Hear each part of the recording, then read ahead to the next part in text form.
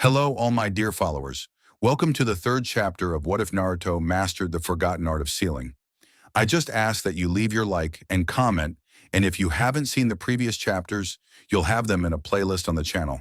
Without further ado, enjoy. Naruto now walked towards the one place he wanted to avoid at all costs, the Hyuga house. After Lee was carried out of the arena by the medics after Gaara crushed his leg and arm, Sarutobi announced that the next part of the Chunin exams would take place in a month, giving the participants enough time to learn a new trick. They passed around a bag that contained a number, and that number would determine who they would face. Naruto ended up facing Neji in the first match. After that, Naruto went to visit Hinata at the hospital, but that was when he saw two Hyuga standing guard. Before Naruto could back down, Hayashi came out with a stern look on his face. He looked at Naruto with what seemed to be a slight glare in his eyes. "We need to talk." With that, the guards and Hayashi left. Naruto simply walked into Hinata's room to see her with a guilty look in his eyes. "Your father seems nice," Naruto said as he entered the room. Hinata looked at Naruto and smiled. "He wasn't happy about keeping us a secret from you and me." Hinata watched as Naruto simply sat down next to her. "He wanted me to tell him what happened between us." Hinata looked away from Naruto for a moment, but looked back. "I'm sorry. I should have kept the photo hidden. I told you it was okay." Naruto simply leaned back in his chair with a smile. "Besides, I wanted you to keep the picture with you. That way, if you're in trouble, you can always look back and remember that day." Hinata blushed a little and smiled. "Look, I need to go. Your father wants to talk to me." Hinata looked at Naruto with worried eyes. "Don't worry. I promise I'll be careful." Naruto walked over and gave her a kiss before leaving the blushing Hyuga alone. Naruto reached the main entrance of the house and saw two Hyuga guards standing in front of the door. Before Naruto could speak, one of the Hyuga guards walked up ahead of him. "Hayashi is already waiting for you." The guard gestured for Naruto to follow him. Naruto did so, and as he walked through the Hyuga grounds, he noticed how beautiful the scenery was. It was covered in different colored flowers, making the place look like a rainbow. Naruto almost ran into the guard escorting him. "Hayashi is here." The guard pointed to the gate in front of him. Naruto nodded and thanked the guard, to which the guard gave a small nod before walking away. Naruto was about to knock on the gate when Hayashi spoke. "Come," was his only reply. Naruto entered the room and found himself looking at Hayashi, but he wasn't the only one in the room. Another, but very old Hyuga was also there. He looked over and saw Naruto, and a deep look entered his eyes. "Father, we will continue this later, but right now I need to talk to someone." Hayashi's father nodded and left with Hayashi right behind him. When his father left, Hayashi closed the door and locked it. Hayashi turned around without looking at Naruto and sat down across from Naruto. "Sit." Naruto did exactly that and sat down across from the Hyuga. For a couple of minutes, the two stared at each other, looking into each other's eyes. "I see you've been seeing my daughter behind my back." Hayashi looked a little angry and disappointed. "Could you explain why you didn't inform me?" "Hayashi-sama, we plan to tell you." Naruto said this with a careful tone in his voice. "But between missions and the Chunin exams, we didn't have time." "I see. But why didn't you ask my permission to go out with her?" Hayashi watched as Naruto just stared at the ground. "I want to know when you started dating her." Naruto looked up. "One day before the equipment placement." Hayashi's eyes widened visibly, but only for a second. "That's when Hinata started training harder." Hayashi thought. "Again, I ask you why you didn't ask my permission." "Guess I forgot." Hayashi activated his Byakugan. "Between missions and trying to keep this a secret, I just didn't have time to go with you." Hayashi kept his Byakugan active, which made Naruto a little nervous. "Hayashi-sama, why are you looking at me with your Byakugan?" "Because I'll be able to tell when you're lying." Hayashi said this with a dangerous tone in his voice. "I don't know what you did to Hinata, but from what you said the day you started dating her, she started getting better at her training.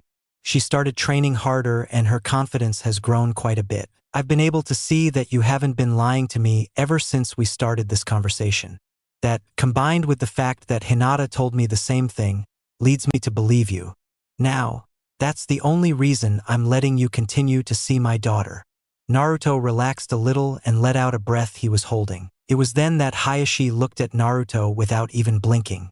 I'm giving you a chance here, Uzumaki, but that doesn't mean you're safe. I'm gonna watch every move you make, every time you breathe, and every time you see. If I see you wrong even for a single instant, I'll rip you to pieces. You get the picture. Hayashi watched as Naruto slowly nodded. Good, now run. I have more important things to deal with than you. Hayashi turned back to some papers, but Naruto thought he saw a smile on Hyuga's face. Right? Naruto stood up and went to the door, but before leaving he said the last thing. Hinata is lucky to have a father who cares about her like you. Hayashi looked at Naruto only to see that he wasn't there. The tone in Naruto's voice was honest and held no sarcasm. Hayashi simply shook his head and went back to his paperwork, but he did sneak a peek at a picture of his wife, Hinata himself, and Hanabi smiling. Take care of her, Uzumaki. Hayashi thought. XXX. Nami no Kuni. Tsunade was busy laughing with a group of people, including Haku, about the bridge's success when two strangers crossed the bridge wearing black hooded cloaks. Welcome. How may we help you? Tsunade was smiling. The two looked at each other and smiled. We're surprised you don't remember us. Tsunade was confused by this. In any case, you can help us. We're looking for a certain man who used to live here. Oh, and who would that be? Tsunade said as he looked at Haku, who was slowly placing his hand on his senbon. We're looking for one of Okida's, the fallen. Tsunade's eyes widened, and that was all Haku needed. He flew through hand signs, and before the two could react, they were encased in ice up to their necks. The force of the sudden freeze was enough to make their hoods fall off their heads. Tsunade rubbed his eyes, unsure if he was seeing them properly. What do you remember us for, Tsunade? If we're not going to introduce ourselves once more. My name is Denpa. Denpa smiled as he looked at Tsunade's shocked face. And I'm Ishiki. Ishiki just looked at Tsunade with a soft expression. Tsunade looked at them both in surprise. I thought you two were dead. Tsunade just watched as the two started laughing. What do you want? We already told you, Tsunade. Denpa said in an almost animal-like voice. We want to know where he is. Tsunade just looked at the two with soft eyes. XXX. Fine, you want me to train you. Jiraiya said as he looked at Naruto, who had a raised eyebrow. Well, yeah. Naruto looked around. You said you're a FUINJUTSU master, and I'm having trouble with my seals using up too much chakra. So, can you help me? Jiraiya looked dumbfounded. Of course I can. I'm the great Jiraiya. Jiraiya said as he began to do a little dance. In just this month, kid, I'm going to give you much more than just more control over your FUINJUTSU, but first we need to get your chakra under control. Jiraiya clasped his hands together and was surrounded by smoke. When the smoke cleared, Jiraiya was sitting on a toad with a scroll in his mouth. First, I need you to sign this summoning contract. As Jiraiya said this, the toad gently placed the contract on the ground in front of Naruto. Now first you need to sign your name in blood. Naruto bit his finger and wrote his name next to Jiraiya's. Alright, now put some blood on the hand you signed the contract with. Make the correct signs, and then wrap your hand on the ground. Naruto nodded and went through the hand signs, then wrapped his hand on the ground. Naruto and Jiraiya's vision was obscured by smoke, but when it cleared, Naruto and Jiraiya stared at the creature in shock. A tadpole! Jiraiya shouted. You really don't have any control over your chakra? Do you? Hey! I told you I wasn't good at chakra control. Naruto shouted back. That's why I need your help controlling it. Jiraiya looked up at the Hokage's mountain and directly into Minato's head. Alright, I'll help you with your chakra control. Jiraiya had his back to Naruto. But first, have you ever felt any other form of chakra within you? Jiraiya looked at Naruto, who visibly shuddered as if remembering something he wished he could forget. Once, Naruto muttered, All right, I want you to try harnessing that power. Jiraiya watched as Naruto looked at him with a bewildered expression. You don't know how to harness it, do you? Sorry. The only time I used it was when I was on a mission and I thought Sasuke was dead. Naruto shrugged. What did you feel? Jiraiya asked in an attempt to figure out how Naruto used the Kyuubi's chakra. I felt a little scared for my life, but mostly I felt angry. Naruto looked at Jiraiya with a kind smile. So he can only access the Kyuubi's chakra in a stressful situation. Jiraiya rubbed his chin in thought before coming up with an idea. If Minato ever found out what I was about to do, he'd kill me. But I have no choice. If I can get Naruto to tap into the Kyuubi's chakra himself, then he'll be much safer. Jiraiya gestured for Naruto to follow him, and Naruto did. After walking for a few minutes, Jiraiya stopped in the middle of the forest. Why did we stop? Naruto asked. I'm going to force you to draw on that other power. Jiraiya turned around and looked Naruto in the eyes. Only then can I help you more. Before Naruto could respond, Jiraiya placed a finger on his forehead and wiggled it. Naruto was sent flying through the forest and leaves until he was over a chasm lined with sharp rocks. Shit! Naruto thought as he fell backward toward the bottom of the unknown abyss. Naruto untangled his right hand to reveal his wind seal, but when he went to activate it, nothing happened. I put a seal on you so you'll stop using your seals, came Jiraiya's voice. The only way out for you is to use your other chakra, and then the Kuchios no Jutsu, summoning technique. Jiraiya watched as Naruto focused some of his chakra into his hand and grabbed one of the rocks, but his hand immediately slipped. It's no use with your chakra control. You can't grip the slippery rocks. Naruto gritted his teeth knowing he was in trouble. Naruto closed his eyes and braced for the impact that was sure to come. But instead Naruto opened his eyes to see a large hallway with water up to his ankles. He heard something coming from the darkness and decided to investigate. When Naruto finally exited the hallway, he found himself in front of a giant cage with a label on it that had kanji for the seal. Soon Naruto saw two red eyes appear in front of him. Come closer. Despite every instinct telling him not to, Naruto approached the cage, but as soon as he was close enough to touch the bars, a giant clone was launched towards him. Naruto fell back to avoid being hit with the massive claw. Naruto stood up and heard the giant fox begin to growl in frustration. Damn it, if it weren't for this seal, I'd be devouring you right now. Kyuubi growled, clearly annoyed by the situation. Seal, Naruto thought as he looked at the door. I understand now that that small piece of paper is like the lock, while the main seal is the door. Kyuubi lowered itself to the ground and looked Naruto in the eye. What do you want, pathetic wielder? Naruto just raised an eyebrow and frowned. So you're the Kyuubi. Naruto watched as Kyuubi leaned back as if struck. But before the large bijou could speak. Look, I know we could stay here and argue for a while, but the truth of the matter is we don't have time. Now give me your chakra before we both die at the end of this chasm, or I could just walk into that cage and beat the hell out of you.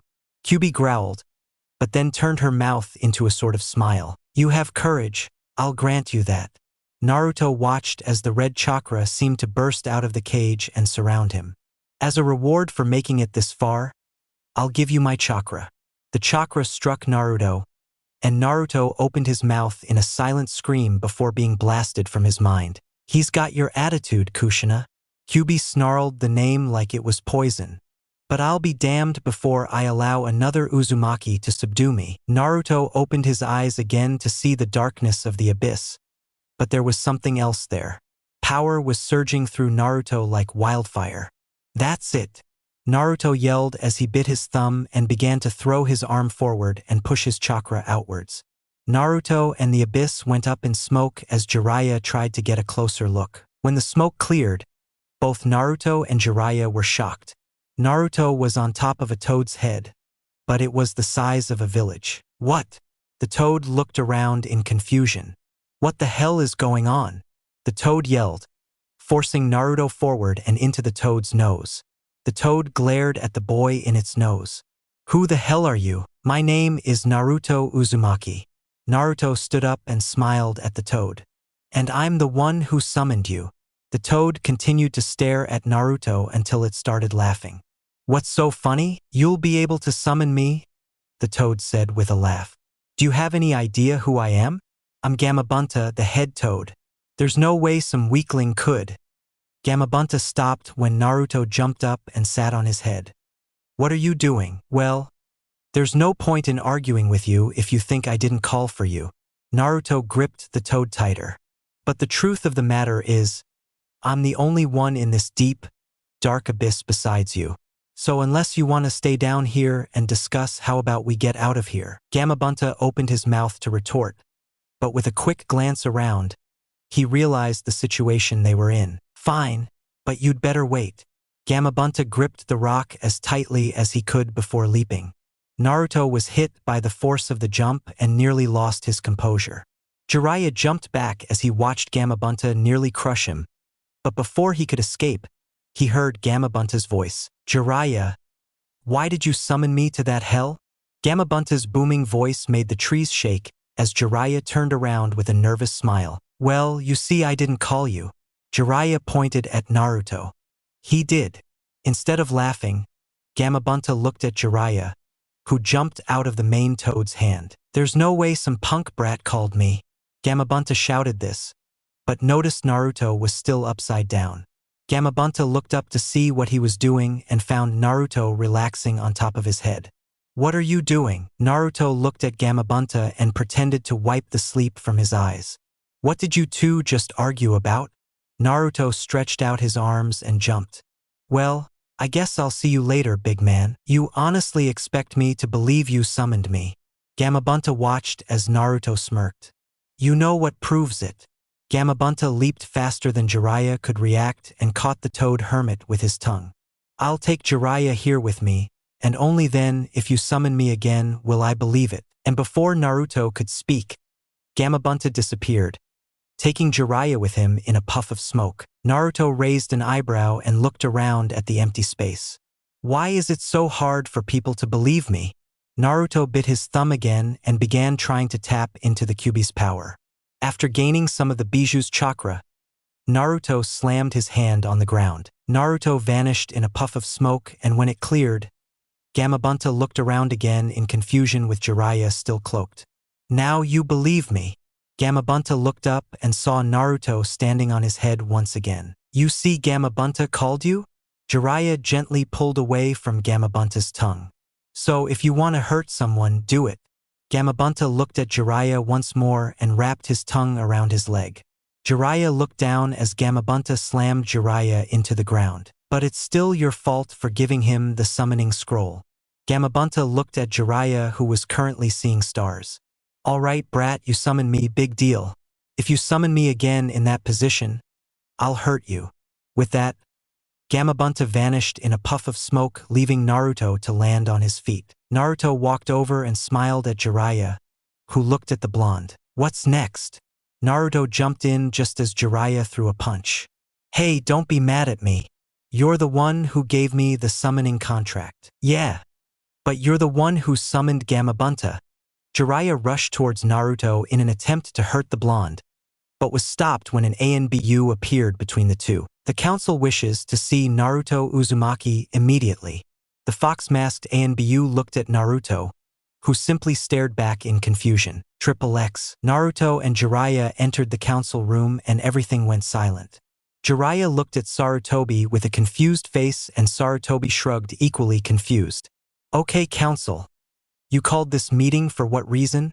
Sarutobi looked around until he saw one of the civilian council members stand up. We're here to discuss Naruto Uzumaki's special situation, he said, but when he looked at Naruto he had a smile, but Naruto could tell that he was angry with him. Yes, the situation is that he is the Jinchuriki of Sarutobi was interrupted by his old friend and rival. It's not that. Danzo stood up and glared at Naruto with his one eye before quickly looking away. We're here to discuss your position as the last member of the Uzumaki clan. Sarutobi gritted his teeth as Jiraiya glared at Danzo. Did you really think you could hide this from the Sarutobi council? Okay. What does the council want to do with Naruto? Sarutobi looked around, but no one else stood up except Danzo. I suggest you take the boy and have him watched 24 hours a day for better protection. Danzo looked back at Naruto, who looked at the War Falcon. I also think it's time he was properly trained in his specialty until such a time as he could better protect himself. His movements outside the village should also be limited. Some of the council members nodded in agreement. He's still after Naruto. Sarutobi gritted his teeth until a voice spoke up. I'm afraid I can't allow that. Sarutobi said this, and almost immediately an uproar arose from the council. You clearly don't understand the situation here, Sarutobi, Danzo said, refocusing his attention on his rival. There are many people who would love to get their hands on the last Uzumaki, and to make it even more tempting to kidnap him, he is the Jinchuriki of the Kyuubi. If we let him wander without proper training, then he will be captured or killed easily. I could take him and give him all the training he would need to survive outside these walls. Before Sarutobi could respond, however, someone beat him to it. No thank you.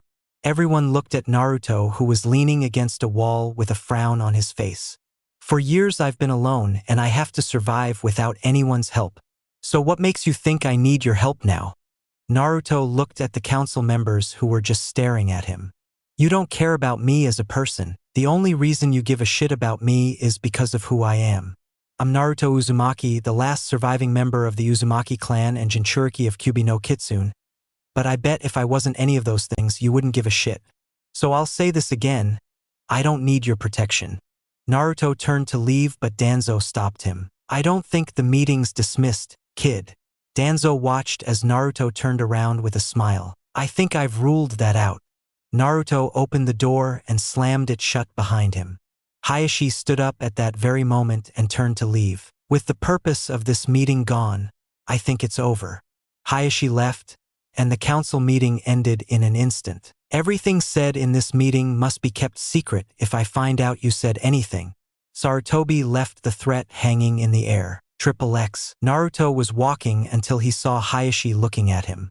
Hello again, Hayashi-sama. Hayashi just gave a small blink to say he heard Naruto. What do you want this time, if I may ask? Hinata will be released from the hospital momentarily. Hayashi spoke in a calm voice. She knows to come to the Hyuga mansion first. The direction you were going suggests you were going to the hospital. Am I correct? Naruto nodded with a slight smile. May I ask why? Well, I wanted to check on you. Hayashi's eyes narrowed slightly. And I wanted to escort you back to the Hyuga mansion and then ask you something. Well, I just saved you the walk.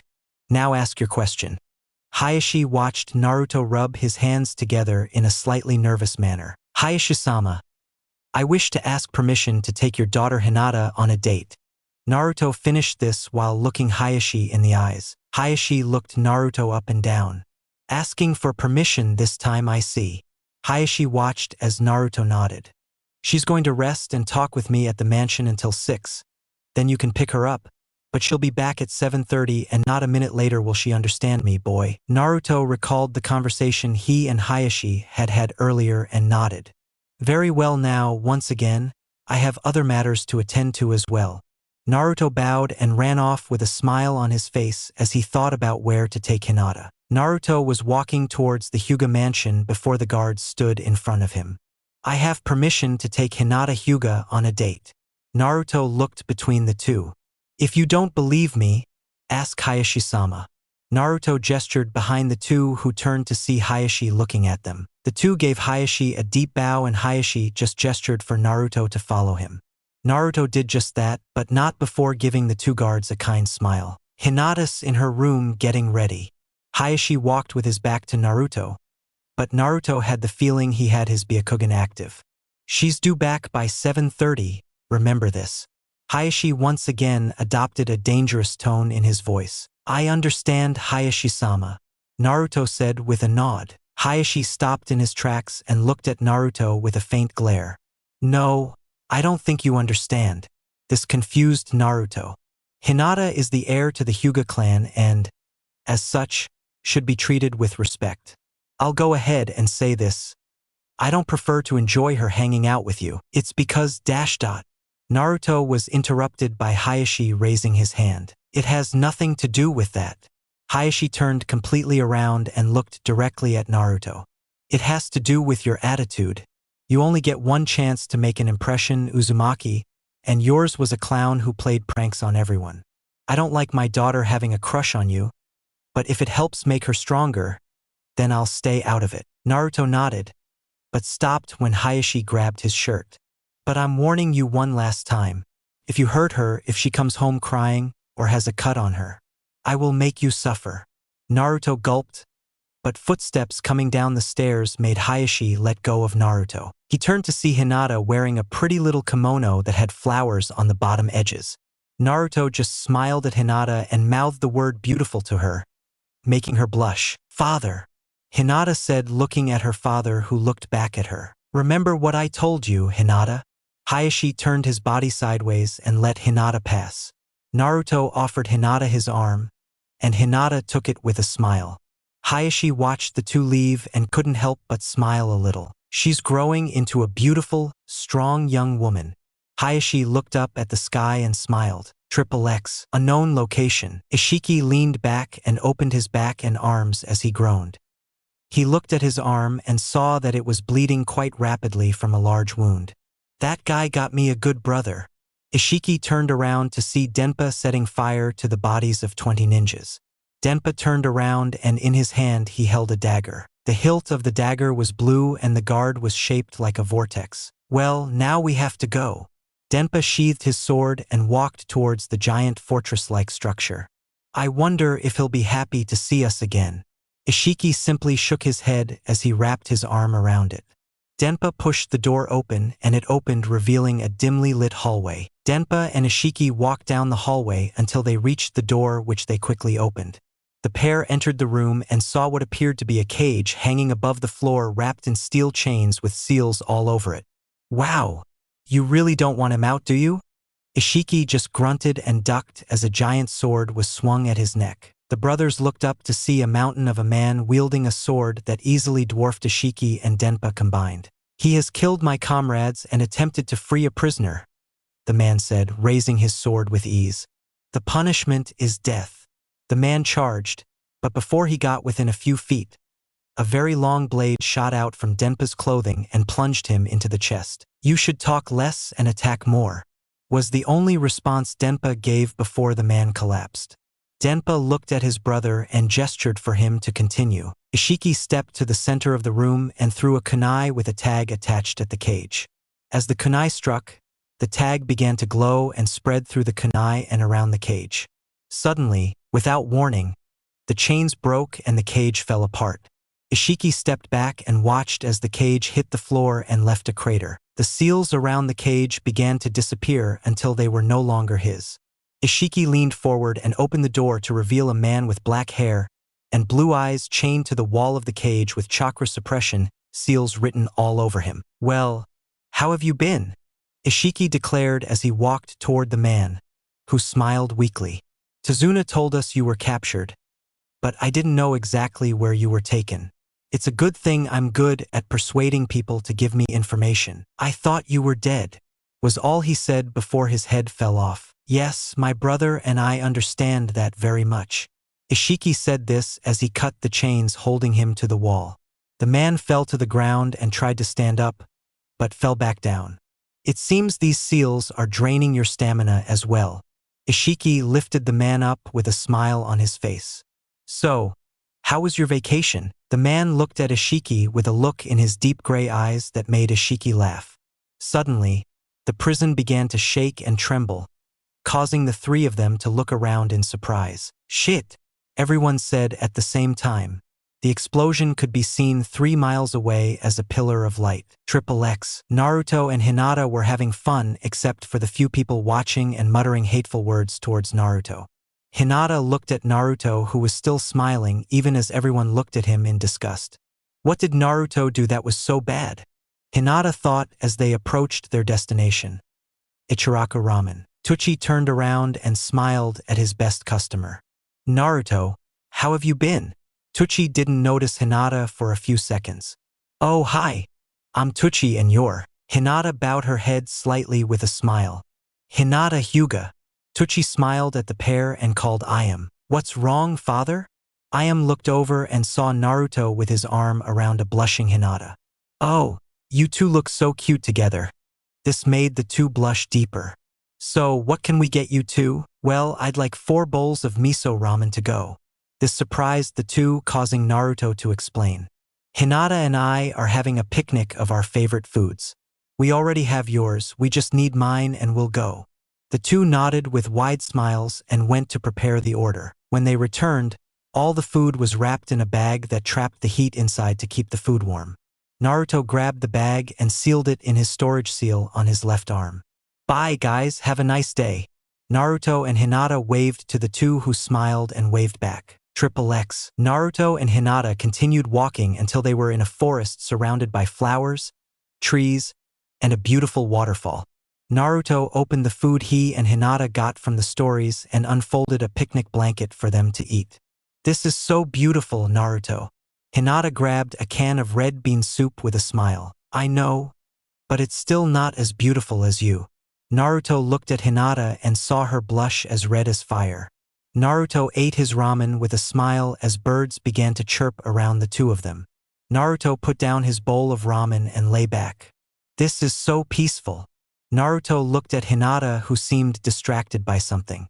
"What's wrong, Hinata?" Hinata looked at Naruto and then back at the ground. "Naruto, why are you doing this?" Naruto looked at Hinata with a confused expression. "What do you mean?" Naruto watched as Hinata turned around and looked him in the eyes. "Why do the villagers stare and say things with so much hatred in their voices when they look at you?" Hinata watched as Naruto seemed to have adopted a depressed expression in his eyes. "I'm sorry if it's personal, Naruto-desh." Naruto suddenly smiled, even though it was a sad smile. "It's okay, Hinata." Naruto sat down and looked at her. "But I can't tell you right now." "Why not?" Hinata asked, confused. "Because I still don't know how to say it." Naruto looked down at the ground and looked at the food he and Hinata ate. The only thing left were 2 bowls of ramen and some wrapped cinnamon buns. Naruto looked up at the sky and noticed it was getting late. "Come on, it's time to go." Naruto looked at Hinata and saw she had a sad look in her eyes. "I promise we'll hang out again. But for now, I think I need to earn your father's trust." Hinata nodded and stood up. Naruto sealed everything back into his arm and took Hinata's hand as she rested her head on his shoulder. XXX. Naruto arrived at the Hyuga mansion with Hinata with a minute to spare. "Good night, Hinata." Naruto kissed Hinata while pressing something into her hands. Naruto turned and greeted Hinata just as her father walked out of the house. "Cut it close, Uzumaki." Hayashi narrowed his eyes while Naruto grinned like a fox. Hayashi looked at Hinata and saw her holding a cloth that was wrapped around something round. "What did Hinata give you?" Hinata opened the bag and what she found made her squeal with joy. "She gave me the cinnamon buns we didn't finish." Hinata lifted the cloth and sure enough, there were 4 cinnamon buns there. "So he did." Hayashi reached out, took a small piece of the bread, and ate it. "It's not poisoned." Hayashi turned away to make sure his daughter didn't see the smile. Hinata wasn't convinced that her father liked cinnamon buns. Maybe not to her degree, but that he enjoyed them. Hinata touched her father to get his attention and handed him one of the cinnamon buns. "This is for letting Naruto go out with me." Hayashi took the bun and watched Hinata walk away and smiled as he took a small bite of the bun. XXX. Naruto was sitting on a rock when Jiraiya walked out of the forest with a perverted smile. "What did you do this time, Ero-sensei?" Jiraiya suddenly snapped out of his daze and looked at Naruto. "I told you never to call me that." Jiraiya shouted. "Yeah, so you're going to help me." Naruto crossed his arms and watched Jiraiya sit down. "Okay then, what do you want me to teach you?" Jiraiya watched as Naruto stood up in an instant. "I want you to help me control my chakra." Naruto looked at Jiraiya with fire in his eyes. "I want you to help me stop using so much chakra in my FUINJUTSU." Jiraiya motioned for Naruto to calm down. "Okay, let me take a look and see what the problem is." Naruto undid one of his bandages and showed Jiraiya the seal on his right arm. Jiraiya examined the seal, his eyes steadily widening in surprise. "I've never seen a seal net like this, kid. You have so many different nets going in and out that I don't know which one is causing the problem." Naruto's eyes looked down with a small amount of depression. "So you can't help me?" Naruto took his arm back and began wrapping his bandages when Jiraiya spoke. "Perhaps I can give you a temporary solution." Jiraiya took Naruto's arm again and looked at the seal. "It's a seal that helps with chakra control. It limits the amount of chakra you can use, almost like closing off a pipe. The only downside to this is that if you end up forcing chakra through the seal, It'll break and you'll do some damage. Do you want to try it? Naruto thought about it and nodded. Jiraiya nodded and went to work drawing the necessary seals on Naruto. This is crude work, Jiraiya thought as he asked Naruto to remove his shirt, revealing his bandaged torso. If only Kushina were here, I'd be able to tell what Naruto is doing wrong. I may be a master of seals, but the way the Uzumaki make seals remains a mystery to me. XXX. 1 month later, the finalists were all inside a giant arena waiting for the go-ahead to fight. But the problem was that Sasuke wasn't here yet. Then, 2 others weren't here. Kankuro, who quit for some unknown reason, and Dosu, who disappeared, causing the supervisors to change the fighting order a bit. Sasuke was now fighting Shino while Gaara was fighting the winner of Shikamaru and Temari's battle. Alright, time to start. Genma was looking at the group. What about Sasuke? Naruto asked with a raised eyebrow. If you're not here by the time your match starts, you'll forfeit.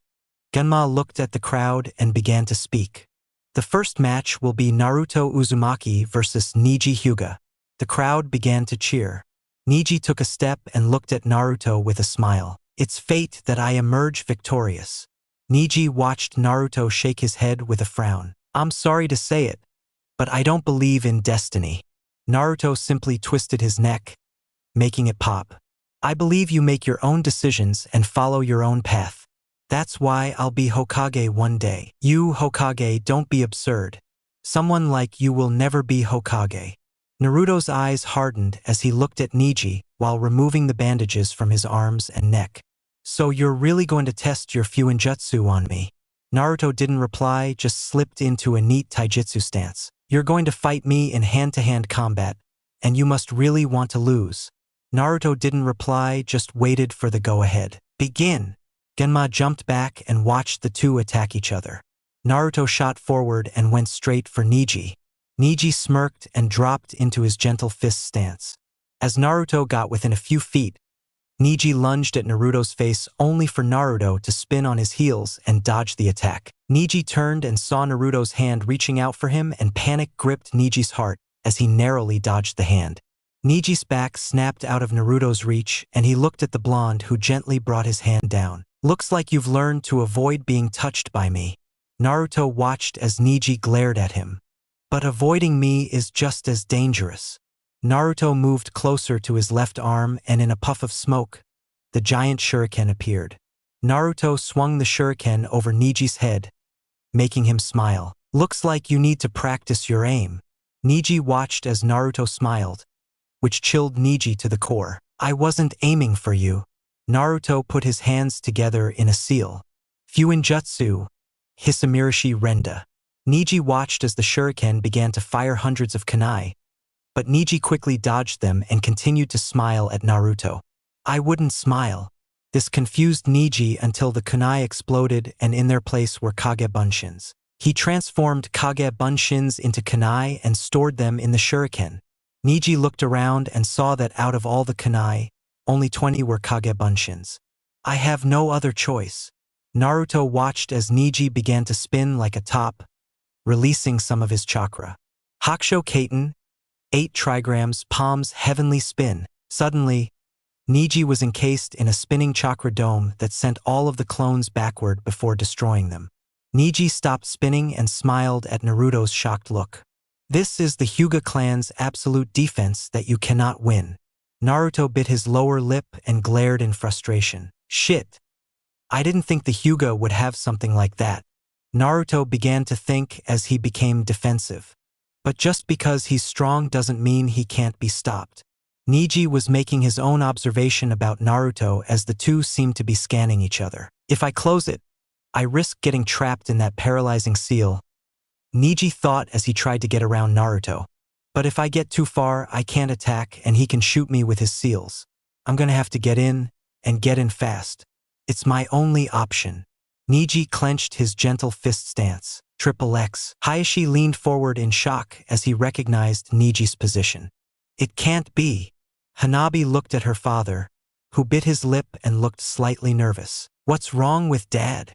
Hanabi thought with a slightly raised eyebrow. XXX. Naruto looked at Neji with some confusion before Neji spoke. You are within my field of divinity. This confused Naruto until he heard Neji shout out his attack. Hack Rokujion Sho, 8 trigrams, 64 palms. Naruto's eyes widened, Neji spun around, and was in Naruto's arms within seconds. Neji seized his opportunity and launched his attack, stabbing Naruto through his chest. Neji kept at it, but unbeknownst to him, a kunai behind him erupted and transformed into a clone that leaped at him. Thanks to his Byakugan, Neji saw the clone and turned into a dime and stabbed it through his chest, destroying it. Neji turned once more to finish his assault, but Naruto quickly reached out and touched his arm. Neji placed a fairly large amount of chakra into his palm and slammed it into Naruto's gut, sending Naruto tumbling back. Naruto was sent skidding across the ground until he came to a stop about 10 feet away from Neji. Naruto collapsed to one knee and held his stomach as he began to struggle to breathe. I told you fate had predicted I would y-dashed. Neji stopped when he couldn't move and saw Naruto holding a tiger seal. I've got you. Naruto stood up, his legs aching. I don't understand. Neji looked at Naruto in confusion. I don't understand how you can have so much hatred inside you. I mean, what did the main branch do to you that was so bad? Neji started laughing and looked at Naruto with anger and pain in his eyes. You want to know why I hate the main branch? Neji began to build up chakra until he broke the seal Naruto placed on him. Naruto gritted his teeth. He knew the seal wouldn't hold back someone with perfect chakra control, but he hoped it would hold him back long enough. I'll tell you the reason behind my hatred. Neji removed his headband, revealing a seal on his forehead. XXX. The old man was rocking back and forth in his rocking chair when a twig cracked his attention. He looked and saw Ishiki, Denpa, and the brown-haired man, but all three were bleeding and covered in burns. Did you get back what happened to you? The old man looked at the three with concern in his eyes. Well, apparently when they were draining their chakra in that cage, it wasn't going to the seals. Ishiki laid his brother and the man down and looked at the old man. They were keeping him inside containers ready to explode with the amount of chakra inside them when the cage was lowered without the key. We were almost disintegrated by the explosion. The only thing that saved us was him making a barrier around us. The two looked at the man who looked a little paler than before. I hope this guy is worth it. We went looking for him. Believe me, it is. The old man watched as the man he was questioning opened his gray eyes. Welcome back, Kakahiki, barrier wall. He smiled at him kindly. Neji told Naruto everything, from the branch family's cursed seal to the day his father died. That's why I'll never forgive the main branch for what they did. Neji retied his headband and looked at Naruto. Now give up. He watched as Naruto smiled. What's so funny? You think you beat me just because you closed off my chakra path. Naruto looked at Neji as he pulled out some tags. You see, seals can work in many ways. Some need chakra to activate and some just need contact. After your fight with Hinata, I found out that the Hyuga clan fights by closing off the chakra network, taking away their opponent's ability to fight with chakra. So I put together some seals that activate on contact. Naruto threw a kunai that had a tag on the end. Neji jumped to the side to avoid the kunai, but was surprised when the kunai hit the ground, exploded, and showered the area with more kunai. Neji began to encase himself in his spinning chakra dome, deflecting the kunai. I can't use Kyuubi's chakra yet. I need to keep it hidden as long as I can. Naruto pulled out another kunai and threw it just as Neji began to slow down. I can't believe this, Neji thought as he dodged the exploding kunai. He's fighting without chakra and it's still keeping me on guard. But all I have to do is wait for him to run out of kunai and then I can deliver the finishing blow. Neji watched as Naruto pulled 2 kunai from his shirt and threw them at Neji. Neji jumped and avoided the kunai, but as they exploded they released chains into the sky. Neji looked and saw Naruto grabbing onto the end of those chains.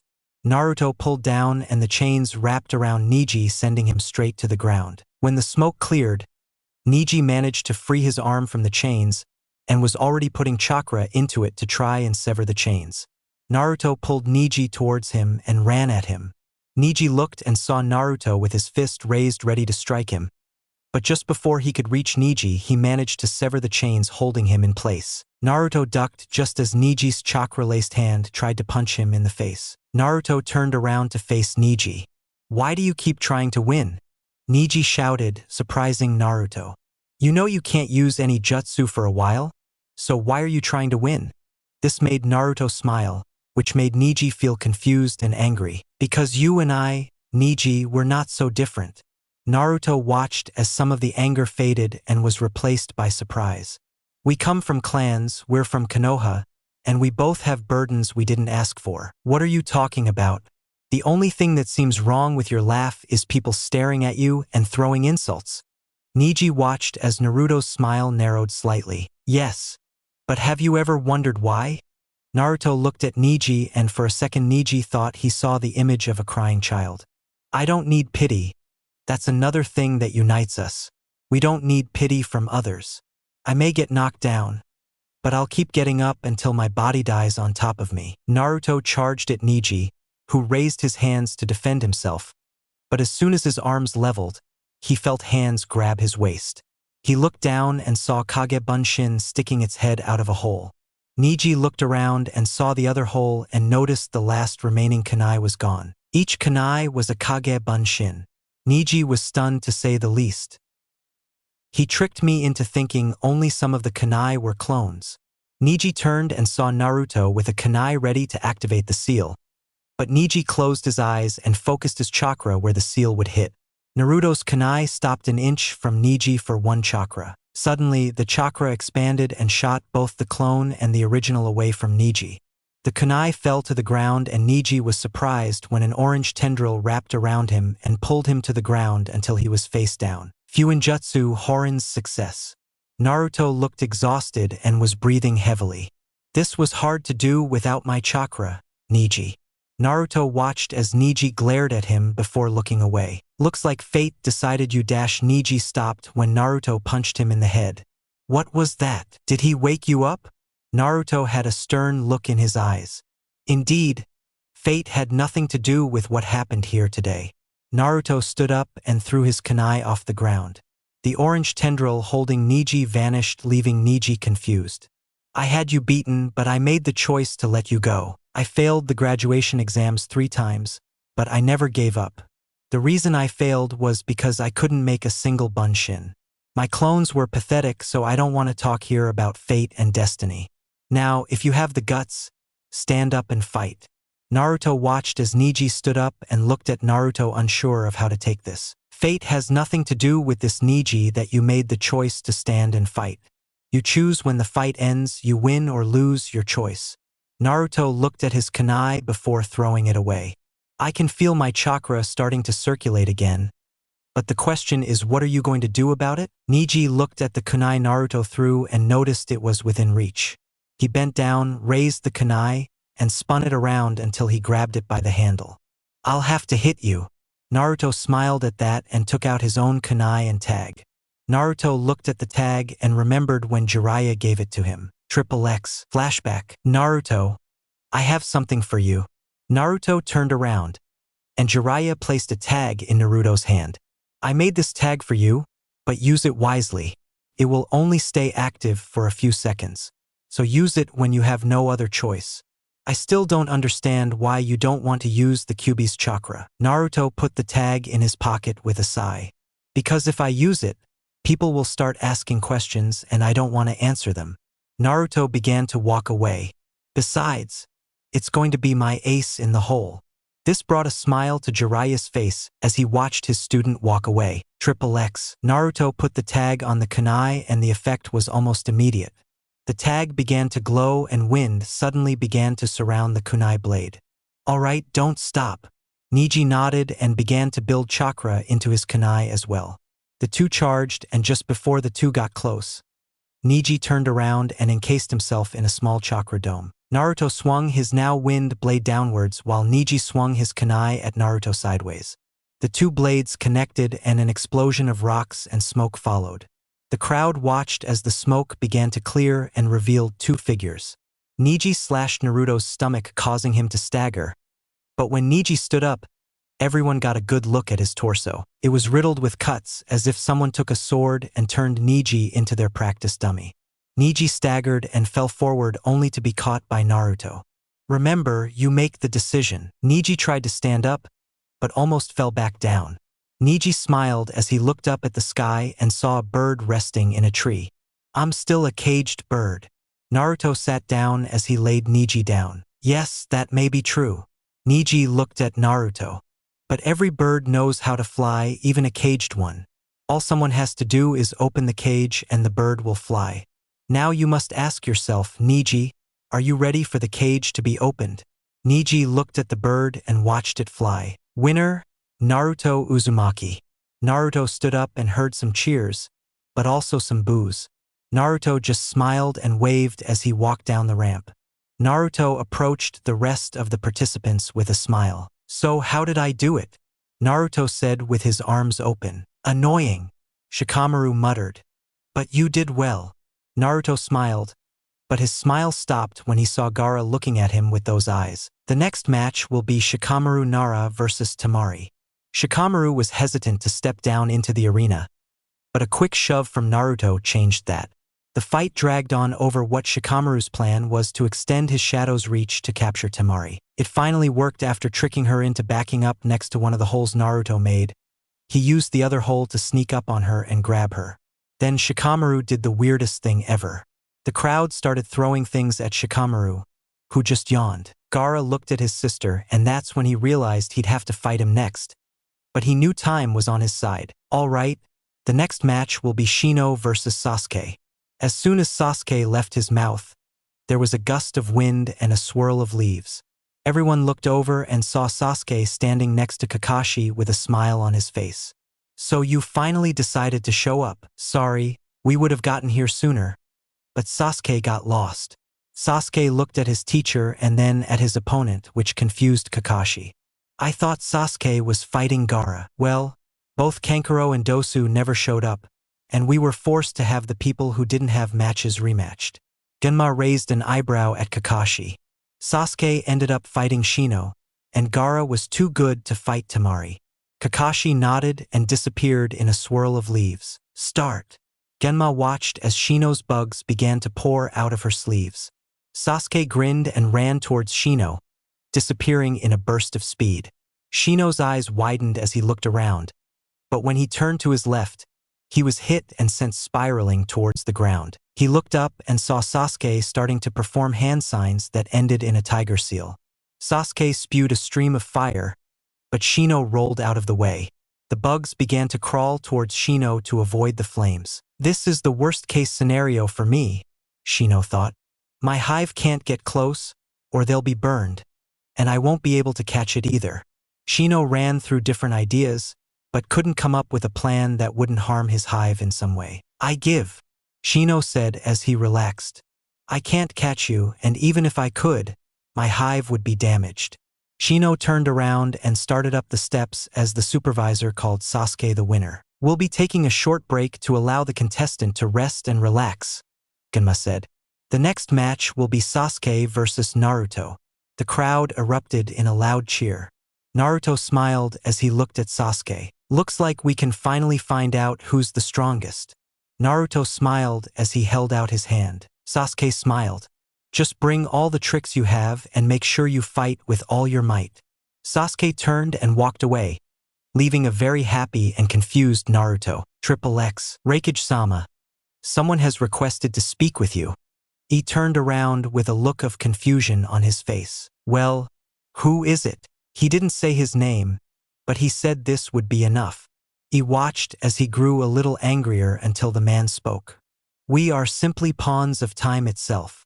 E's eyes widened as he recognized the quote from someone he'd bonded with long ago. "Let him in." The messenger nodded, turned, and headed toward the door. He returned later with a giant of a man. He was a tall man with broad shoulders and a giant white beard. His black eyes held arrogance and experience and seemed to glow with power. "Hi E." The man spoke with a laugh that seemed to freeze the atmosphere around him. "What do you want?" He was angry at the man in front of him. "I told you never to show your face in front of me again." "Yes, you did. But then why did you let me see you? The man chuckled as a bolt of lightning bounced off E. Just answer the question. He growled this in a very dangerous tone. The man suddenly lost his air of humor and adopted a more sinister attitude toward him. Fine, he said with a low growl in his voice. My spy has located a new Uzumaki and apparently entered the Uzumaki clan mansion. E shuddered at the name Uzumaki, remembering as if it were yesterday what the Uzumaki were capable of. So who's the one with the grudge against them? He gestured to his guards to remove the man in front of him until he began to laugh. He seemed to have forgotten that he had something to do with the destruction of Yuzushiogakure. The guards stopped when they saw their leader sweating slightly. Are you threatening me? He stood up and the ground around him began to crack and shatter. Oh no, why would he do that? The man simply walked over and sat down in one of the chairs in the room. But Yuzushio survived long enough to do who knows what in that building. He could have left an imprint of himself through his chakra inside a seal that would trigger and allow him to return long enough to tell the Uzumaki in question what happened. The man watched as the wheels inside I's head began to turn. And if I said Uzumaki got, I don't know, help with his FUINJUTSU, he might come after you. I'm not afraid of a single man. He sat down, but the hair on the back of his neck stood up when he heard the man laugh. That's what you said about Yuzushio.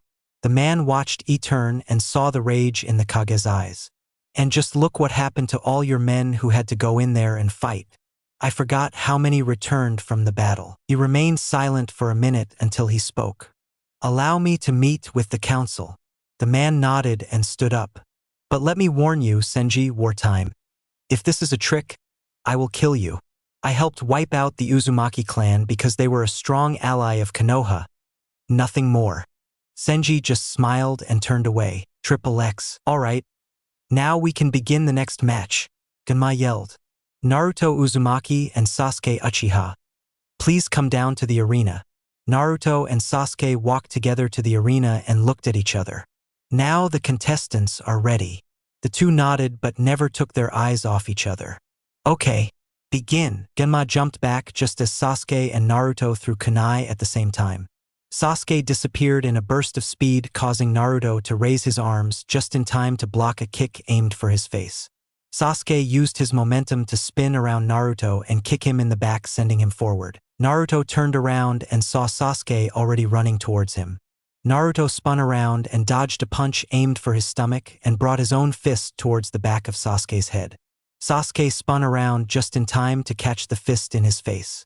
Sasuke was thrown to the ground and watched as Naruto jumped up and began to spin into a ball. As Naruto came down, he raised his leg in an axe kick. But thanks to his Sharingan, Sasuke was able to dodge the attack. Naruto fell to the ground, leaving a foot-sized indentation in the ground. Sasuke turned around, already gesturing with his hands. Katan, Gokakyu no Jutsu. Sasuke threw a giant fireball that sailed toward Naruto. Naruto gritted his teeth and pulled out one of his red tags. FUINJUTSU, Shikyaku. The stream of fire collided with the fireball and the two exploded, bathing the area in flames. Naruto smirked at his friend as he ran at him. Sasuke, on the other hand, frowned. Naruto threw a right punch at Sasuke only to be caught and thrown upwards. Naruto used this momentum to turn him around and threw 4 more kunai at Sasuke, who dodged them. Sasuke kept his eyes on Naruto as he used the Kage Bunshin. 3 clones suddenly appeared. The clones grabbed Naruto and threw him at Sasuke. Sasuke's eyes narrowed as he dodged and slammed Naruto's head, causing him to disappear in a puff of smoke. Sasuke's eyes widened as he looked and saw the rest of the clones fall towards him. Sasuke dodged the barrage of clones and threw another fireball at them. But when the flames stopped, Sasuke was rewarded with nothing. So he's hiding somewhere, Sasuke thought as he looked around. But a sound below him caught his attention. Sasuke looked down just as the ground erupted and Naruto jumped with his fist extended forward. Sasuke jumped back to avoid the fist, but Naruto twisted his body and delivered a kick to Sasuke's stomach, sending him further back. Naruto landed on his feet and smirked at Sasuke, who glared at Naruto a little. He managed to hit me even with my Sharingan active. Sasuke started gritting his teeth as he pulled out kunai and prepared to charge. Naruto, on the other hand, let his guard down a little seeing Sasuke's more serious and angry attitude around him. What's wrong with him? Naruto thought, but shrugged it off just as Sasuke charged at Naruto. Naruto jumped to the side as he pulled out a kunai of his own and threw it at Sasuke, who caught it. Sasuke was about to speak when he noticed a hissing noise. Sasuke looked at the kunai just as it exploded. Everyone watched as the Uchiha vanished in a giant puff of smoke. As it began to fade, Sasuke stabbed the Kagebunshin that Naruto put in the seal on his chest.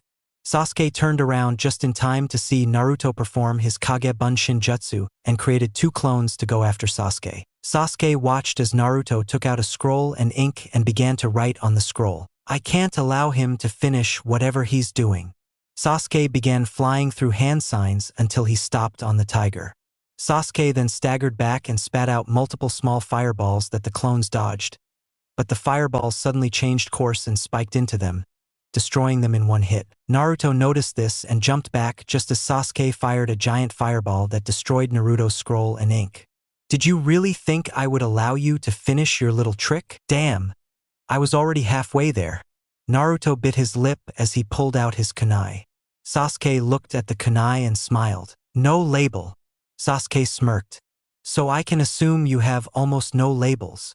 Naruto glared at him and threw the kunai at Sasuke, who dodged it, but suddenly wished he hadn't.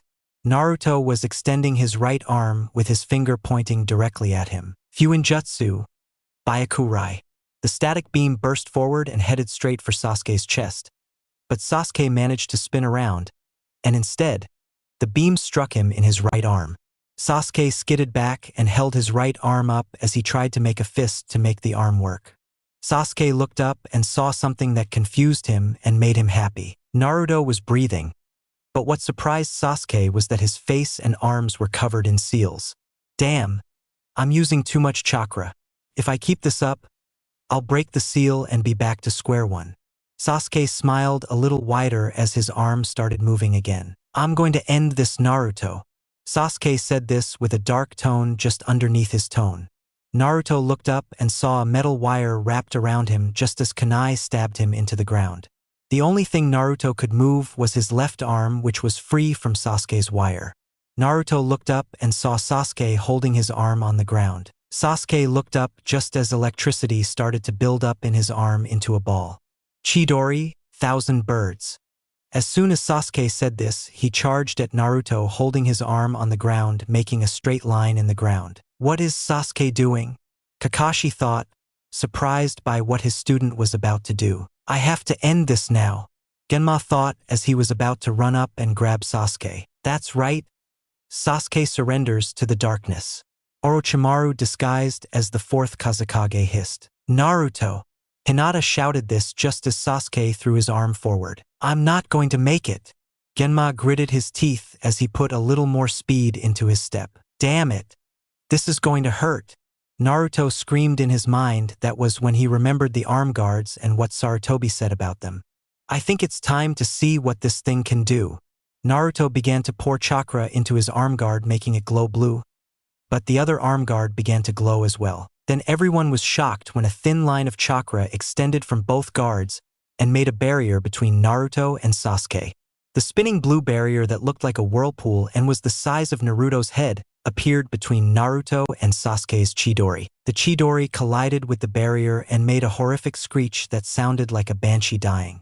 Sasuke's Sharingan eyes widened as the barrier didn't move, but pieces of it began to fall off as if they were breaking apart. Naruto cursed as he felt the barrier begin to drain his chakra to the point that the seal that regulated his chakra fell off. What the hell did you do? Sasuke screamed in rage. Genma stopped dead in his tracks and stepped back with a sigh of relief.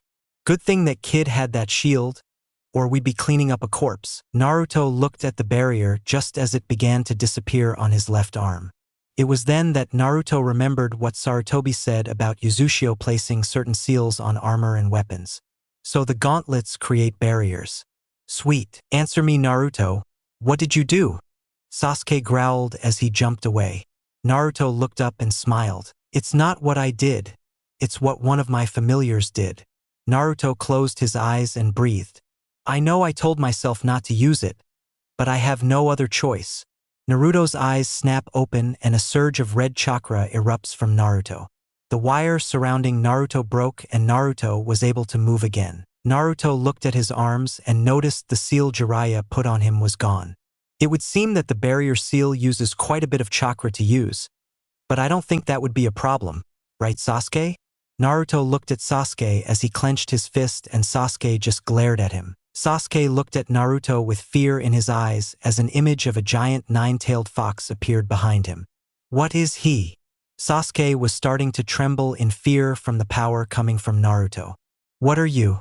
There's no way a normal person, especially you, should have this kind of power. Naruto chuckled and looked at Sasuke with his watery eyes in a sad look.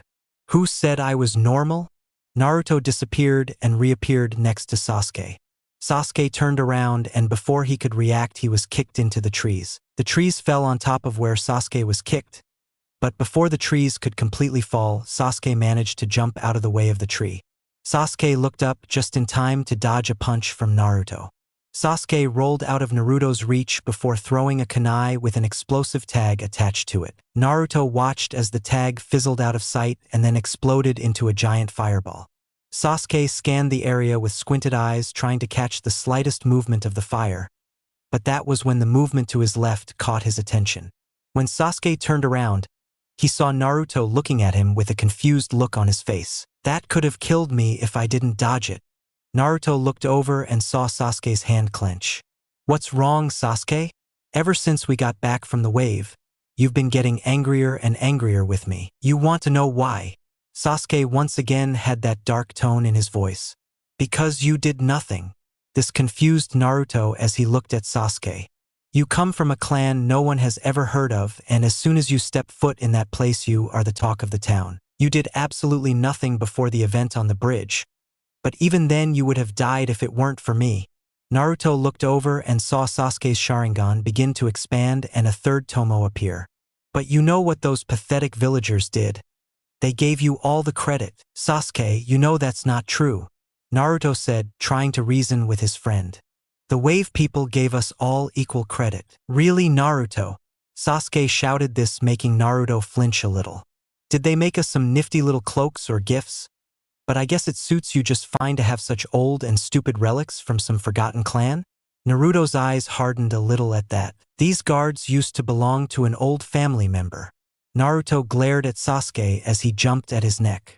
So I ask that you don't insult my family again, Sasuke. Sasuke smiled a little. Or what? Sasuke said with sarcasm in his voice. What are you going to do? You may be strong, Naruto, but you're still from a clan of nobodies. Everyone has heard of the Uchiha clan, and they both respect and fear us. Or what's left of you? Naruto said this without thinking, and almost immediately Sasuke's demeanor changed completely. He felt a cold air around him as if he was trying to freeze the atmosphere with his anger. I'm an Uchiha. I'm Konoha's elite and there's no way anyone like you can beat me. Sasuke said this and got into a fighting stance. That's where you're wrong, Sasuke. I'm a nobody. Naruto stood his ground and frowned at Sasuke. I'm Naruto Uzumaki, the last surviving member of a great clan. I'm far from a nobody. Sasuke just charged with anger in his eyes. Naruto left the ground in a swirl of dust and rocks as he rushed towards Sasuke. But just as he threw a punch, Sasuke ducked and delivered his own punch to Naruto's stomach. Naruto then received a kick to the head, forcing him to jump back to avoid Sasuke. Before the third tomo appeared, I couldn't keep up, but now I can't land a hit. It was then that Naruto heard a deep growl in his head. Would you like more, powerful brat? Kyuubi growled this with sarcasm in his voice. No, I don't trust you, besides I can handle it.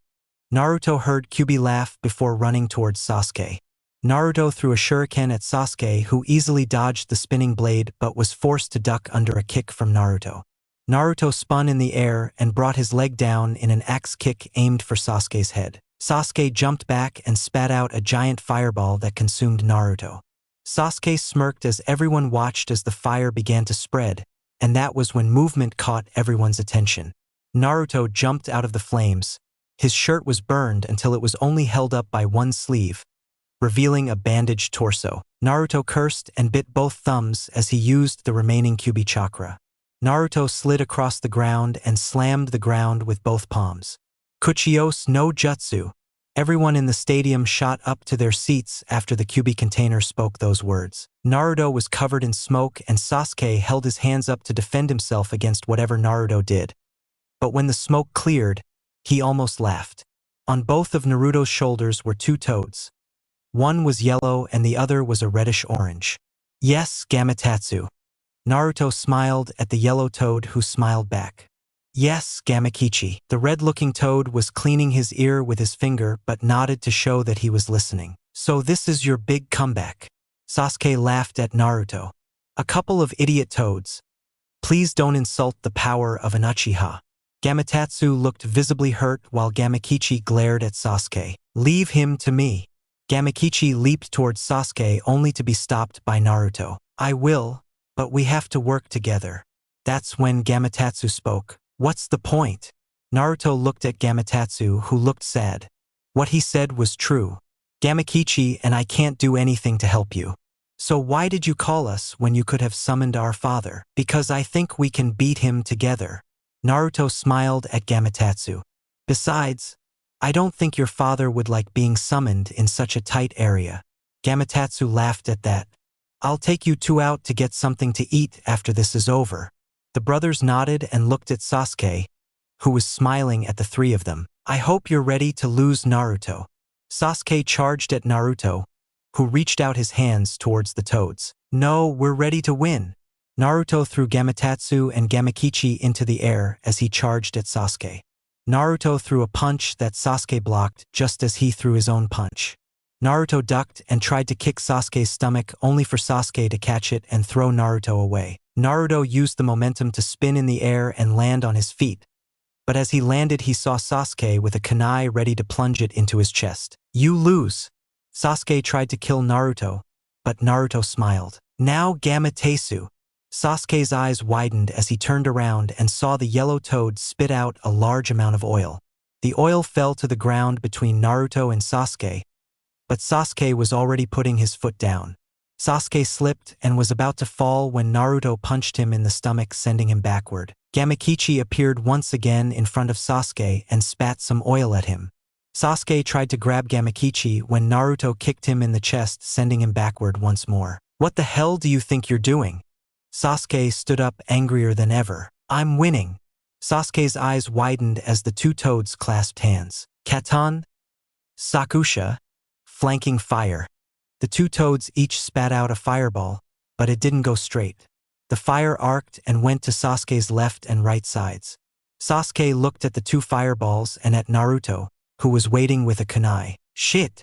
Sasuke growled in his mind as he clasped his hands together. The fire hit Sasuke's oiled body, resulting in a column of flames that made everyone back away. Naruto, we're not like our dad, we don't have much chakra. Gamakichi said, making Naruto look at the two toads, seeing them tired. We have to go, but don't forget that you owe us a snack.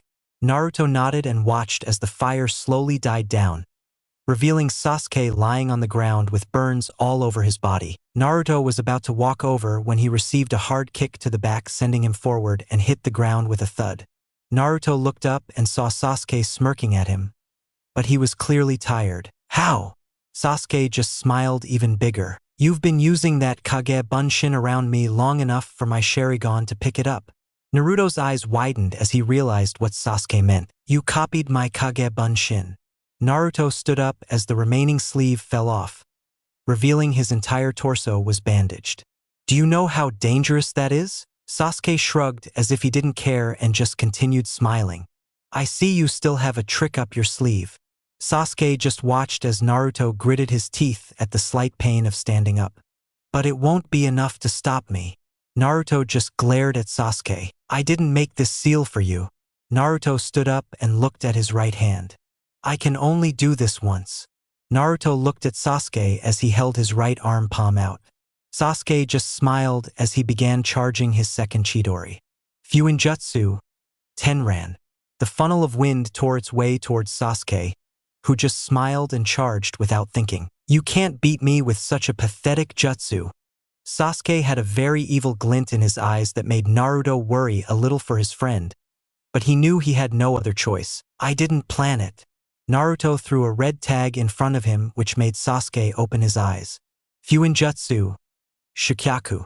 Instead of sending a jet of fire forward, the seal simply exploded, but thanks to Tenran, the fireball soon turned into an inferno that headed straight for Sasuke. Naruto could only watch the wave of fire, and just as he brought his arm down, Sasuke suddenly appeared with his right arm burned a little. Die! Sasuke thrust his Chidori and stabbed Naruto in the chest. Blood began to flow from the blonde's mouth, but what scared everyone was the fact that Naruto was grinning. I told you, you couldn't beat me like that. Suddenly, Naruto started laughing. And I told you I didn't plan it. Suddenly, Naruto exploded into a giant puff of smoke. Sasuke spun around just in time for Naruto to deliver a brutal chakra punch to his face that sent the Uchiha sprawling backward. Naruto was breathing heavily, but he was still able to stay on his feet.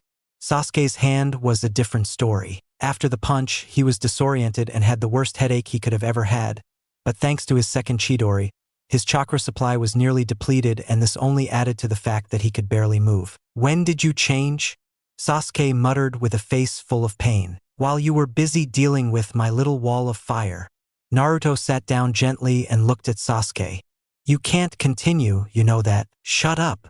Sasuke tried to move and only managed to sit down. I'm an Uchiha. That means I'm the best in this village. Naruto simply shook his head and stood up on shaky legs. Just because you have a special last name doesn't make you the best. Sasuke glared at him. You have to keep training to improve. It doesn't matter if you have a special ability. The only thing that matters is what you do with it. A master with a stone can beat a novice with a shuriken. Remember that, Sasuke. Sasuke still wasn't ready to give up yet. I don't care that you're a nobody who doesn't even deserve to be called Chunin. Naruto looked at Sasuke in surprise as Sasuke continued. Do you really think becoming a Chunin will make them like you? You're a fool. I can tell by the way they look at you with nothing but utter contempt in their eyes. Do you think this village gives a shit about you? Naruto looked down at the ground with a distant look in his eyes. It doesn't matter anymore, Naruto said, surprising Sasuke and the people in the arena. Because I have people who care about me. Even if the village doesn't want me, I have people who do. Naruto turned around just as Sasuke collapsed with a grunt. Winner Naruto Uzumaki. Naruto looked around and saw nothing but shocked looks and a few smiles. No one cheered, still surprised by what they saw. But that was when Naruto noticed someone standing there clapping. He was wearing a black hood that had a crescent moon with a sword through it and a chain wrapped around it. Naruto looked around and noticed that everything seemed to have frozen in place. The birds in the air stopped moving, and even the people talking seemed to be stuck mid-sentence. Very well, Uzumaki, he said as he leaped from his position in the stands to the floor in a graceful motion. You certainly have a lot of power behind you. Who are you? Naruto asked as he got into a fighting stance. The woman looked puzzled by this, but from what Naruto could see, she was smiling. Well, people call me Enmitsuki, Devil Moon. Enmitsuki kept her smile plastered even with Naruto staring at her. Now I'm not here to hurt you. I'm here to warn you. This made Naruto relax his posture for a second. Warn me? Naruto asked in confusion. Warn me about what? Did you really think people wouldn't notice a boy named Uzumaki who is skilled in FUINJUTSU? Enmitsuki only watched as Naruto seemed to understand what he was saying. A certain man is trying to gather his forces to kill you and anyone associated with you. But why? Naruto let his guard down completely to busy himself listening to this woman with intent. Because of who you are. Enmitsuki looked up at the sky and smiled. But sadly, it's not for me to tell you, but make no mistake. War comes with all its glory and all its horror. So I suggest you be prepared for it. Suddenly, Naruto opened his eyes and looked around to see no one in front of him, but Ganma, who was shaking him. You're okay. It seemed like you zoned out for a minute. Ganma watched as Naruto nodded and looked up at the stands to see a black-cloaked figure walking out of the stadium. But before Naruto could go after him, white feathers began to fall onto the stands, followed by a giant explosion. We're under attack, a shinobi shouted as all the other ninja drew their weapons. Enmitsuki's words echoed in Naruto's head. Make no mistake. War comes with all its glory and all its horror. Naruto watched as the scene around him quickly turned into a battlefield. Is this what you meant? XXX, Hyuga. We have no choice, we have to act now. A council member shouted. If what Senji said is true, then if this Uzumaki tells Konoha that we participated in the genocide of the Uzumaki clan, then they will want to attack us, but even if not, Uzumaki could take matters into his own hands. The council nodded, but when they looked at the Raikage, they saw concern on his face. What's wrong, Raikage-sama? A councilman said as he watched raise his head with concern in his eyes. What if Senji is lying? When the words left I's mouth, everyone looked at each other in surprise. I mean, he may have helped us in the past, but we have to remember what his subordinate tried to do. Yes, we all remember that brute who tried to take over Kumo. The council chamber fell silent as they recalled the day. But that doesn't mean the same thing will happen again. And what if Uzumaki doesn't know about our involvement? He said this while looking at the council surrounding him. We didn't leave any evidence to lead Konoha or a surviving Uzumaki back to us. But what if we missed something? A white-haired councilman said this as he leaned forward.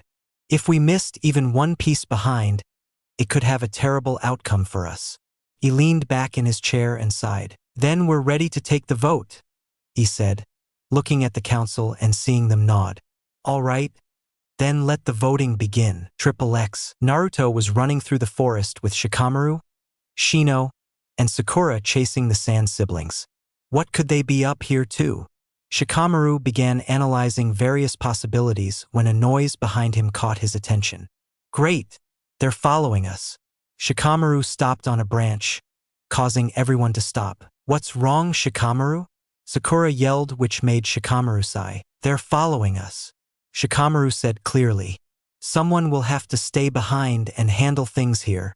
They all looked at each other. I will. Everyone looked over and saw Sakura staring at the ground with a sad expression. Out of everyone here, I can benefit more from being here than up there. I'll hold them off and you guys can move on. Naruto opened his mouth to protest, but Sakura got in first. I don't care what you say, Naruto.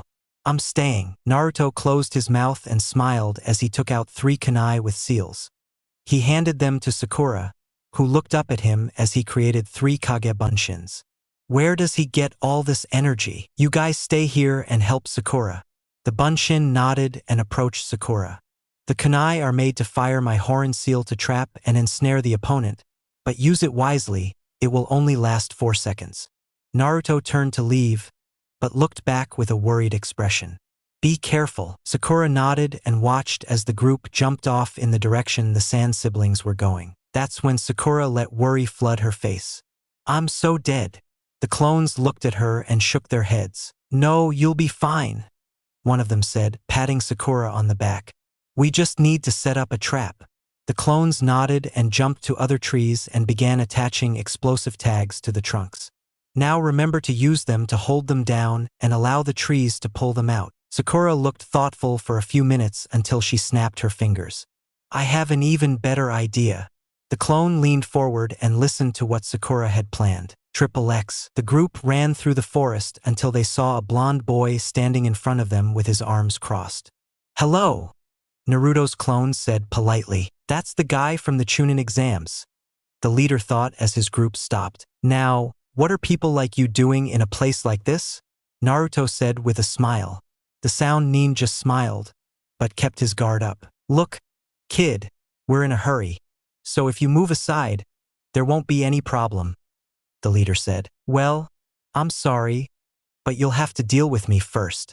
The clone lowered his arms and adopted a fighting stance. All right, kid, what did you ask for? The leader stopped when a movement caught his attention. He turned to his left and saw another Naruto, but when he looked away he saw another one. Holy crap, a trap. The clones each held a kunai, but before they could stab the leader they were stabbed in the head by 2 thrown kunai that destroyed them. The leader smirked, but that stopped when Naruto threw his kunai, which the leader dodged and threw his own, hitting Naruto in the chest. You should have known better than to go up against a jonin, the leader boasted, but that too stopped when Naruto started laughing. What's so funny? Because I wasn't aiming for you. The The clone raised his hand in a tiger seal. The sound Nin looked and saw the kunai begin to glow, and before they could react, the orange tendril shot out and engulfed the group. "Now, Sakura!" the clone shouted before disappearing in a puff of smoke. The group heard a crack and turned to see small explosive seals floating toward them. "All right, here we go." Sakura threw a kunai with an explosive tag at them. The kunai exploded, causing the small explosive tags to explode. Sakura watched as the area turned into a dome of fire. "I did it!" Sakura was happy until she heard a noise inside the fire. She turned and saw that she only managed to severely injure the Nin. Some of them had burns all over their bodies and were bleeding. "You're going to pay for that, bitch." The leader snarled as the Horin disappeared. The group tried to make their way through when a swirl of leaves caught their attention. Sakura turned around and saw Asuma standing behind her with a ninja sound on his shoulder. "I don't think you're in any condition to do anything," Asuma said as he pushed the man aside and pulled out his trench knives. XXX. Naruto's eyes narrowed as the clone's memories flooded back, causing him to look over at Sakura. "Please be okay, Sakura." Naruto turned around just in time to see a puppet charging at him. Naruto ducked at the last second and landed in a tree, looking up to see the puppet retreating towards the user. Kankuro watched the group with a vague sneer on his face. "This is as far as you three go," Kankuro said with determination as he brought his puppet closer to him. "Then I guess we'll have to go through you." Naruto said this as he grabbed his left arm and brought his shuriken, but was stopped when Shikamaru stood in front of him. "This is so troublesome, but we have no other choice." Shikamaru yawned and looked at Naruto with bored eyes. "Go, I'll stop him." "What are we talking about if we stay together? Then the enemy in front of us will have enough time to finish whatever they've planned." Shikamaru began stretching his muscles, groaning as his bones felt popping. "Besides, that Temari girl already knows what I'll do if we fight again. This is the best option I can think of without all of us being left behind." Naruto opened his mouth, but closed it, realizing Shikamaru was right. Naruto reached behind him to pull something out for Shikamaru, but was stopped. "Won't you need all the help you can get to get by?" Shikamaru just watched as Naruto nodded, but he didn't look too happy about this situation. But just as Shikamaru turned around, Naruto slipped a seal into his pocket. "Just don't die on us, Shikamaru." Shikamaru nodded and turned to Kankuro. Naruto and Shino jumped off in the direction the other Sand siblings were going. "Do you think the rest of us will be okay, Shino?" "All we can do is hope they can win their respective fights." Naruto's eyebrows lowered slightly and he frowned. "That doesn't really answer my question." Shino glared at Naruto and Naruto quickly shut his mouth. "I wonder if I went down the wrong path I'd end up like you, Gaara," Naruto thought as he continued on. Naruto wasn't happy right now. The three people he entered the forest with were gone. Sakura stayed behind with some of her clones to hold off some healthy ninja. Shikamaru is fighting Kankuro right now, and not a few seconds ago Shino said he would stop Temari. "I'll have to defeat Gaara quickly and get back to the others." Naruto hit the next branch, and as he jumped he snapped it in two as he began to gain speed. Naruto began to see a bit of sand and knew he was close to Gaara. Just then a wave of sand tried to grab Naruto, but he created Kage Bunshin, which grabbed his arm and pulled him to a nearby tree. Naruto turned and watched as the clone was consumed by the sand and crushed. Naruto shuddered as he almost felt what the clone felt. He looked towards the source of the attack and saw something that would be a nightmare for him for days. Gaara looked like something out of the darkest nightmare. Half of his body was covered in sand, making him look deformed. "Uzumaki, I've been waiting for this moment." Gaara crouched down, his single tail swishing behind him. Naruto braced himself just as Gaara leaped down from the tree branch and went after Naruto. XXX. Shikamaru was hiding behind a tree, while Kankuro's puppet floated in the middle like a ghost trying to find him. "This is so troublesome." Shikamaru thought this as he looked up at the sky with bored eyes. "I just wanted to marry a girl who wasn't super pretty or super ugly. Have 2 children. A boy and a girl who will retire when my son becomes a ninja and my daughter gets married. But I guess life's too troublesome for that." Shikamaru stood up, but then stopped when he heard the puppet clang next to him. Shikamaru ducked just in time to avoid being shaved clean by a blade. "You think you can run away from me?" Kankuro yelled as he tugged at his fingers and sent his puppet after Shikamaru. Shikamaru looked back and saw the puppet point one of its arms at him, which then hinged back and revealed a hole in the puppet's arm. Shikamaru's eyes widened as the puppet shot a black sphere at him. Poison! Shikamaru thought as the sphere exploded and surrounded Shikamaru in a black cloud of poison. There's no way I can survive that poison cloud, Kankuro said with a laugh, but was forced to dodge as 3 kunai came at him. Kankuro jumped and landed on another tree and looked at Shikamaru tied to a tree above the poison with ninja wire wrapped around his left hand. That's right, I wouldn't have been able to survive that poison, but nothing said I couldn't dodge it. Kankuro gritted his teeth and flicked 2 of his fingers, and his puppet fired a barrage of senbon. Shikamaru released his ninja wire and jumped out of the way of the attack, but the whole time Shikamaru kept a close eye on the puppet, but especially on the puppeteer. If I can figure out the finger movements, then I can know when to dodge. Shikamaru thought to himself as he dodged the puppet once more, barely getting out of the way of a poisoned kunai. I can't let Kankuro lose sight of me. Shikamaru then saw that Kankuro had disappeared, causing Nara to curse. Stupid fool. He didn't think I knew he was trying to decipher my puppet's movements. Kankuro thought this from his hiding place under a bush.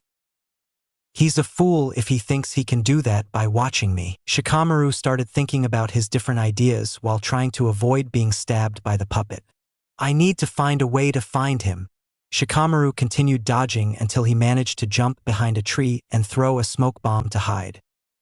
He has to have good eyesight to see me, but he also has to be well hidden so I don't see him. Shikamaru took out what little ninja gear he had left and looked at it.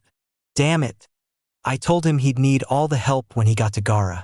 Okay, it's too much trouble being mad at him, but I might as well get this over with. Shikamaru stood up and prepared to put his plan to work by dashing out from behind the tree. He was behind while throwing a flash bomb into the air, blinding the entire area with a bright flash. Kankuro blocked the bright light and nearly fell out of the tree, giving Shikamaru his location due to the falling leaves. Find him! But just as Shikamaru turned and ran towards him, the puppet appeared in front of Shikamaru and stabbed him in the stomach with a poison blade. Blood began to trickle down Shikamaru's lip, and Kankuro slowly emerged from his hiding place with a smile on his face. And that's why you should never have messed with M-da. Kankuro stopped talking when he felt his body stiffen. What the hell? Kakuro looked over and saw Shikamaru smirking with his fingers together in a rat seal. Kankuro looked down at the ground and saw a shadow line joining him. I knew that if your puppet caught me, you'd get out. Shikamaru managed to exhale as he wiggled his fingers and made the puppet slowly back away, surprising Kankuro. The puppet fell from the trees and crashed to the ground hard. Shikamaru started walking towards Kankuro and Kankuro did the same. As Shikamaru got within arm's reach of Kankuro, he pulled out the seal Naruto gave him. Whatever it is, I won't make it through today. The poison is spreading faster than I expected. Shikamaru lifted the tag and placed it on Kankuro's chest. Suddenly, the seal started to glow a bright blue. Shikamaru made his shadow separate from Kankuro's as he collapsed along with Kankuro. Damn, this is a chakra seal, Kankuro said as he tried to reach the seal, but he could barely move his arm. At least you're still going to die here, Nara. He looked over and saw Shikamaru staring at the clouds with a bored expression. Just as Shikamaru was about to answer, a footstep was heard on the branch with them. The two looked over and saw a woman in a black cloak with a moon on it with a chain wrapped around it and a sword piercing it. I don't think she's going to die yet. And Mitsuki said this as he carefully lifted the Nara up while looking at Kankuro. I suggest you get out of here before someone trips over you. With that, the stranger jumped off the branch, leaving Kankuro behind. Shikamaru looked at the woman carrying him with some suspicion. Where are you taking me? Shikamaru asked as he tried to move. I'll take you where a Konoha ninja can find you. And Mitsuki continued jumping from branch to branch until she stopped. Looks like I won't have far to go. Shikamaru was confused as she laid him down. Someone is coming, and from the speed at which they're going, I could sum it up as them being friendly. As if out of nowhere, Shikamaru turned and saw two ninja heading in his direction with Konoha headbands on their heads. Shikamaru turned around to say something to her, but saw that she wasn't there. "Hey, isn't that the Nara heir?" one of the Konoha ninja said as he landed on the branch with his teammate. "Yes, it is," the girl said as she placed her hands on his chest. A green glow began to radiate from her hands. "He's been poisoned. We need to get him to Shibi or his father immediately."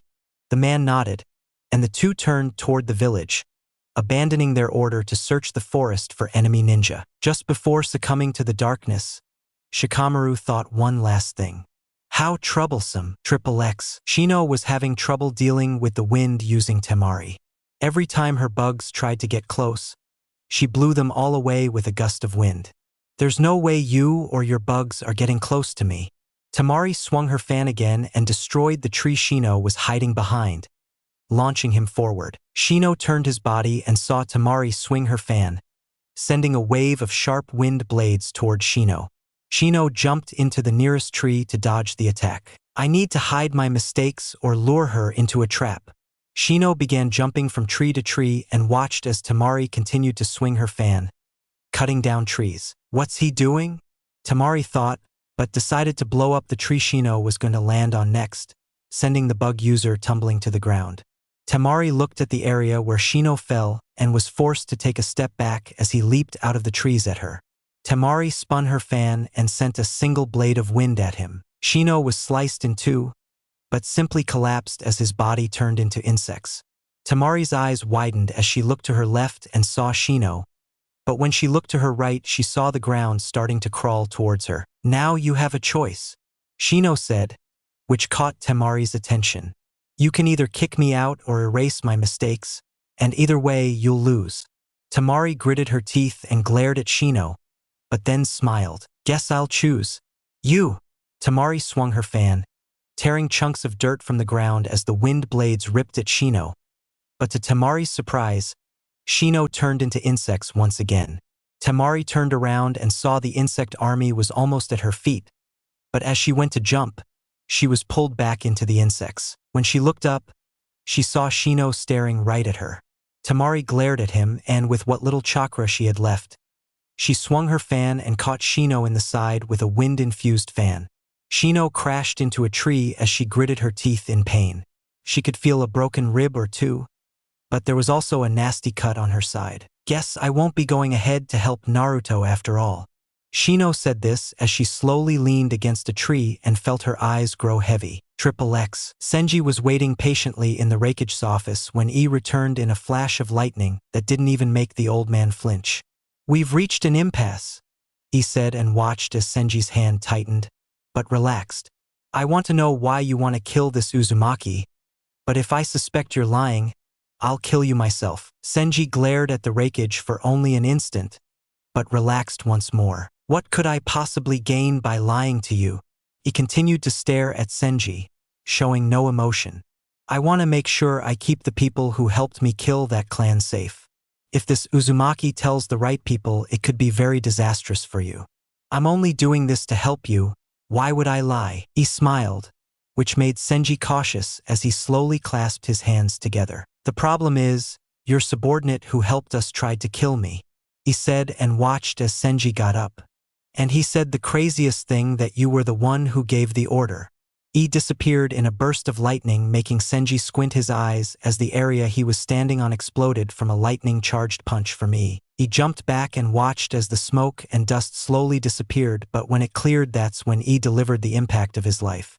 Senji was an inch away from the crater without a single scratch on him. "You just made the biggest mistake of your life, you stupid bastard."